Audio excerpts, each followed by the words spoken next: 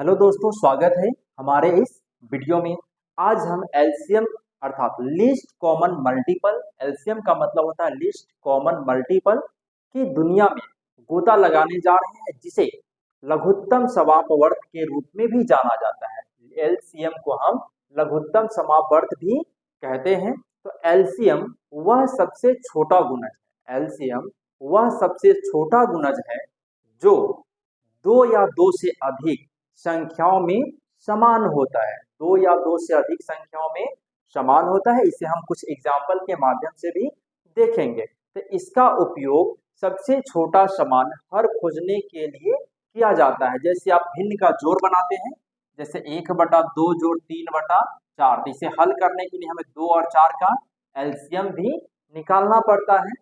तो इसका एलसीएम का उपयोग जो है भिन्न का जोड़ करने के लिए भी किया जाता है, जिससे हमारा गणना आसान हो जाता है। तो इस वीडियो में हम एलसीएम को सीखने वाले हैं। उम्मीद करते हैं आप ध्यान से देखेंगे, अच्छे से देखेंगे, ताकि आप अगला वीडियो नहीं देखना पड़े। तो आइए देखते हैं, कुछ एग्जाम्पल लेते हैं। पहला, सबसे पहले हम भाग विधि से देखेंगे। भाग विधि से सबसे पहला हमारा भाग विधि होगा, जहां हम ले लेते हैं एक संख्या को 6 और 8। 6 और 8 का हमें एलसीएम निकालना है। तो इसके लिए हम क्या करेंगे, हम यहाँ 6 लिख लिए और फिर 8 लिख लिए। अब इसे क्या करते हैं, हम इस तरह एक बॉक्स बना लेते हैं और इसका एलसीएम निकालने के लिए हम सबसे छोटा संख्या अर्थात 2, सबसे छोटा संख्या 2 है। यदि 2 से भाग ना लगे, क्योंकि हम भाग विधि से हल कर रहे हैं, यदि 2 से भाग ना लगे तब 3 से, 3 से भाग ना लगे तब 4 से, 4 से ना लगे तो 5 से। तो इसके लिए हम सबसे छोटा संख्या 2 ले लेते हैं और 2 से हम भाग देते हैं। तो 2 से जब हम 6 में भाग देंगे तो 2 के पहाड़ा में 6, 2 तिहाई 6, हम 2 का पहाड़ा 3 मरते पढ़ेंगे तो 2 तिहाई 6 हो जाता है, अर्थात यहाँ हम 3 लिखेंगे। उसके बाद फिर यहाँ 8 है, तो इसके लिए फिर हम 2 के पहाड़ा पढ़ेंगे, 2 दूना 4, 4 दूना 8, मतलब ये 4 मरते कट जाएगा, 8 हो जाएगा। अब हमें यहाँ मिल गया 3 और 4। जब हमें यहाँ 3 और 4 मिल गया तो यहाँ हम फिर से इसको भाग देंगे। तो फिर से यहाँ हम सबसे छोटा संख्या लेते हैं, सबसे छोटा संख्या या 2, यदि 2 से ना लगे तब 3 से, 3 से ना लगे तब 4 से भाग देंगे। तो यहाँ फिर से एक बार देख रहे हैं, ये 2 के पहाड़ा यदि हम 2 से भाग देते हैं तो 2 के पहाड़ा में 3 तो नहीं आएगा, लेकिन 2 के पहाड़ा में 4 आएगा। तो इसीलिए हम इसे 2 से भाग देंगे, ये 3 जैसे है वैसे ही रह जाएगा, और ये 2 दूना 4, चूंकि 2 के पहाड़ा में 4 आता है, 2 मरते 2 दूना 4 हो जाएगा। इसके बाद हम यहाँ फिर से 2 से भाग देंगे, तो 2 के पहाड़ा में 3 तो नहीं आता है, तो ये 3 ही रह जाएगा, और 2 के पहाड़ा में 2 एक मरते आता है, तो यहाँ हम 1 लिखेंगे। अब हम यहाँ 3 आ गया तो फिर 3 से भाग दे देंगे, क्योंकि अब 2 के पहाड़ा में 3 तो नहीं आएगा, तो इसीलिए हम 3 से भाग देंगे, तो 3 क्या 3, और ये 1 है तो 1 रह जाएगा। अब हम क्या करते हैं, इसे गुना करते हैं। 2 गुना 2 गुना 2 गुना 3, ये हम 2 की संख्या 3 है, 1 2 3 बार लिखे और 3 है तो यहाँ 3 लिख लिया।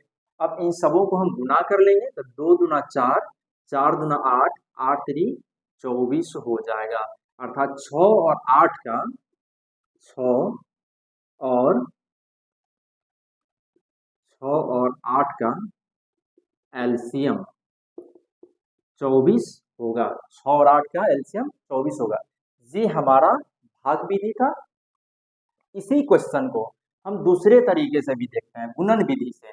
दूसरा, ये 6 और 8 है, 6 और 8, तो इसके हम गुणन विधि से कैसे देखेंगे। यहाँ हम 6 का, सॉरी यहाँ 8 है, 8 है यहाँ, हम 6 का टेबल अर्थात 6 का पहाड़ा पढ़ते हैं, 6 का पहाड़ा पढ़ेंगे तो ये 6 एकम 6, 6 दूना 12, 6 3 18, 6 चौक 24, 6 पंचे 30, डैश डैश, ये हो जाएगा।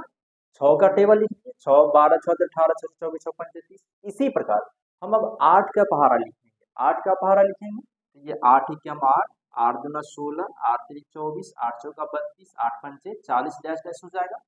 अब हम देखेंगे कि कौन ऐसा संख्या है जो 6 के भी पहाड़ा में आता है और 8 के भी पहाड़ा में आता है। तो हम देख रहे हैं कि 6 के पहाड़ा में 24 है और 8 के भी पहाड़ा में 24 है। इसका मतलब है कि 6 और 8 का एलसीएम 24 होगा। और जब हम इसे भाग विधि से भी हल किए थे 6 और 8 का एलसीएम तो हमें 24 आया था। जब हम इसे गुणन विधि से हल किए तो भी हमारा 24 ही आया। हम एक और विधि, तीसरा विधि बता रहे हैं जिसे हम गुणनखंड विधि कहते हैं। गुणनखंड विधि कहते हैं 6 तो हम 6 का गुणनखंड करेंगे, 2 से भाग देंगे तो 2 तिहाई 6, 8 का ये 2 चौका 8 और फिर 2 दूना 4। हम यहाँ 6 का गुणनखंड कर दिए 2 तिहाई 6 हो जाएगा।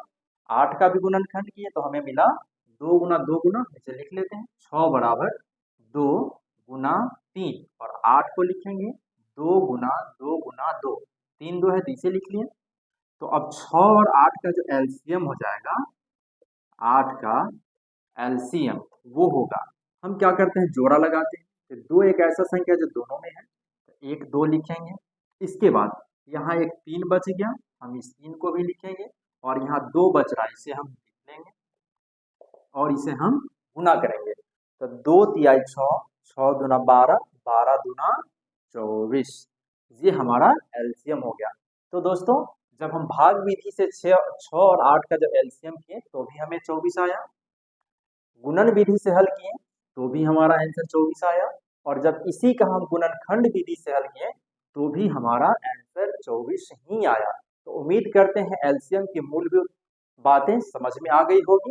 देखने के लिए धन्यवाद और गणित टिप्स और ट्रिक्स के लिए हमारे चैनल को सब्सक्राइब करना न भूलें। थैंक यू, धन्यवाद।